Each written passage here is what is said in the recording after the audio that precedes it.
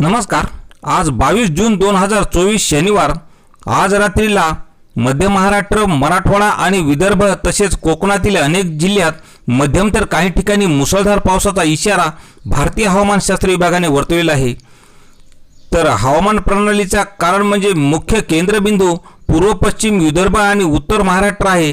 याचाच परिणाम म्हणून आज रात्रीला कोल्हापूर, सिंधुदुर्ग, रत्नागिरी, गोवा, बेळगाव या जिल्ह्यात मुसळधार ते अतिमुसळधार पावसाचा इशारा देण्यात आलेला असून विदर्भातील नागपूर, भंडारा, गोंदिया, गडचिरोली, चंद्रपूर, यवतमाळ, वर्धा, अमरावती आणि बुलढाणा या जिल्ह्यात मेघगर्जनेसह मध्यम तर काही ठिकाणी मुसळधार पाऊस पडेल असा इशारा असून जळगाव, धुळे, नाशिक, छत्रपती संभाजीनगर, जालना, बीड, परभणी, हिंगोली, नांदेड आणि लातूर या जिल्ह्यात विखुरलेल्या स्वरूपात मेघगर्जनेसह मध्यम स्वरूपाच्या पावसाचा इशारा आज रात्रीला आहे अशी शक्यता आज भारतीय हवामानशास्त्र विभागाने वर्तवली असल्यामुळे पावसाचे प्रमाण उद्यापासून पुन्हा वाढणार असल्याची माहिती हवामान खात्याकडून वर्तवण्यात आलेली आहे।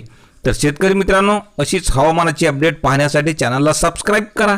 धन्यवाद।